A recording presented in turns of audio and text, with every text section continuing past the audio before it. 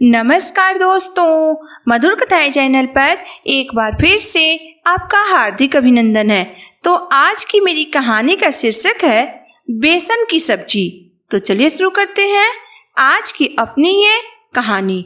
आज पूजा की सास शांति जी बहुत दिनों बाद रसोई में आई थी, क्योंकि जब उनकी बेटियां थी तो उन्हें कोई काम नहीं करने देती थी।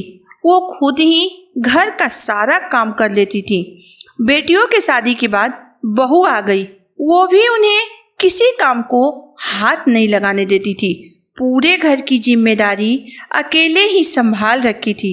इसलिए शांति जी रसोई में आते ही अपनी बहू पूजा से पूछा, बहू आज दोपहर के खाने में क्या बना रही हो? पूजा ने सास की तरफ देखते हुए कहा, कुछ समझ में नहीं आ रहा है माँ जी, क्या बनाऊं? रोज रोज एक ही तरह की सब्जी खाने से मन ऊब चुका है। शांति जी पूजा का हाथ पकड़कर किचन से बाहर निकालते हुए बोली, बहू तुम हटो, आज दोपहर का खाना मैं बनाऊंगी। आज मैं अपने बेटे के पसंद की बेसन की सब्जी बनाऊंगी, क्योंकि मेरे बेटे को बेसन की सब्जी बहुत पसंद है। यह कहते हुए शांति जी बेसन की सब्जी बनाने में लग गई। बहुत दिनों बाद रसोई में काम करने के कारण उनके हाथ कांप रहे थे, फिर भी उन्होंने अपने बेटे के लिए बड़ी चाव से सब्जी बनाई। दोपहर तक उनका बेटा पंकज ऑफिस से घर आ चुका था। वह आते ही अपनी पत्नी पूजा से कहा, पूजा जल्दी से खाना लगाओ, मुझे बहुत जोरों की भूख लगी है। पूजा ने कहा, ठीक है आप फ्रेश हो जाइए, मैं तब तक खाना लगाती हूँ। पूजा जल्दी से सबके लिए गरम गरम चावल और बेसन की सब्जी परोसती। पंकज डाइनिंग टेबल पर जब गरम गरम चावल और अपने पसंद की बेसन की सब्जी देखी तो उसकी भूख और दोगुनी हो गई। वह जल्दी से खाने बैठ गया, परंतु ज्यों ही उसने पहला निवाला मुंह में डाला, उसके मुंह का स्वाद बिगड़ गया। वह पूजा से गुस्साते हुए बोला, पूजा तुमने बेसन की सब्जी कितनी खराब बनाई है, केवल नमक ही नमक है इसमें। तुम्हें अगर नहीं बनाने आती थी तो माँ से पूछ लेती, माँ बहुत अच्छी बेसन की सब्जी बनाती है। पति की बात सुनकर पूजा बोली, मैं आज पहली बार बेसन की सब्जी बनाई हूँ ना, इसीलिए नमक का अंदाज नहीं आया। अगली बार जब बनाऊंगी तो माँ जी से पूछ कर ही बनाऊंगी, या फिर माँ जी को ही बोल दूंगी कि वही बना दे। फिलहाल मैं आपके लिए दूसरी सब्जी ला दे रही हूँ, आप आराम से खाना खा लीजिए। वहीं पास बैठकर शांति जी बेटे और बहू की बात ध्यान से सुन रही थी। बहू की बात सुनकर वह मुस्कुराते हुए सोचने लगी कि कैसी पगली बहू है ये, मेरी गलती को अपने सर पे ले लिया।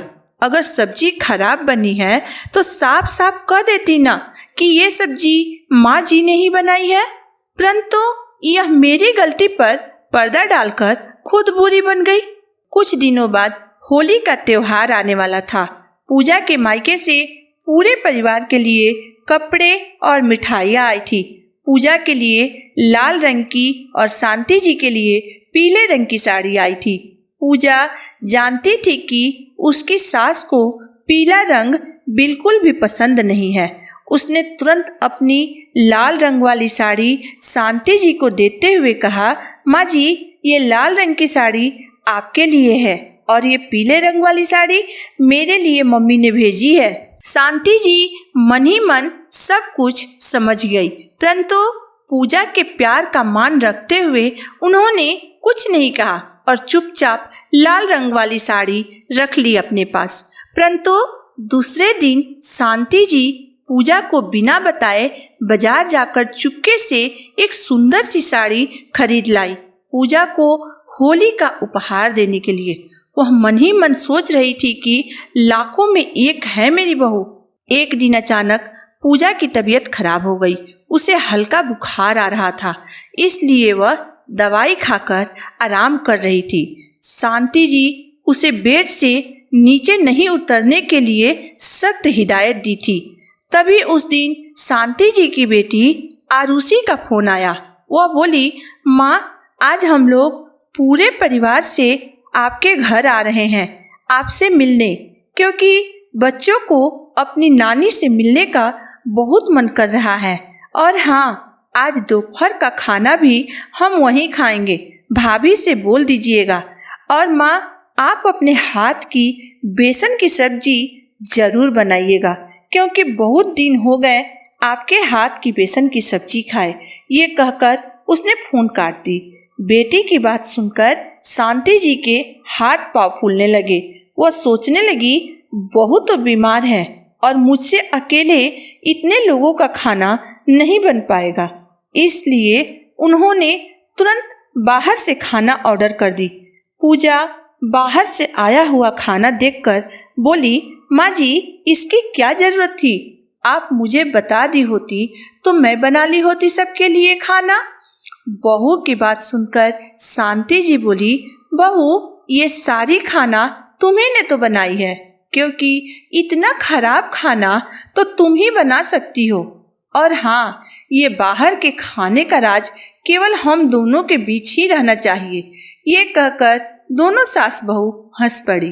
दोपहर को आरुषि के आने के बाद सबने एक साथ बैठकर खाना खाया। सबने खाने की खूब तारीफ की। आरुषि की सास बोली, वाह बहन जी, आपकी बहू तो बहुत अच्छा खाना बनाती है, खास करके बेसन की सब्जी बिल्कुल होटल जैसी। समधन जी की बात सुनकर शांति जी बोली, हाँ बहन जी, तभी तो मैं खा खा कर फैलते जा रही हूँ। शांति जी के इतना कहते ही वहाँ मौजूद सभी लोग ठहाके मारकर हंसने लगे। तो दोस्तों, आज की मेरी कहानी यहीं तक थी। दोस्तों, परिवार में किसी के गलती पर अंगुली उठाने के बजाय अगर उसकी गलती पर पर्दा डाल दिया जाए तो रिश्तों में प्यार और बढ़ जाता है। दोस्तों, रिश्तों को तोड़ना जितना आसान है उतना ही मुश्किल है रिश्तों को जोड़ कर रखना। इसलिए अपने परिवार में गलती निकालने के बजाय उसमें प्यार और अपनापन बनाए रखिए। आशा करती हूँ आपको मेरी कहानी पसंद आएगी। अगर आपको मेरी कहानी पसंद आई हो तो मेरे वीडियो को लाइक कर दीजिएगा, चैनल को सब्सक्राइब कर दीजिएगा।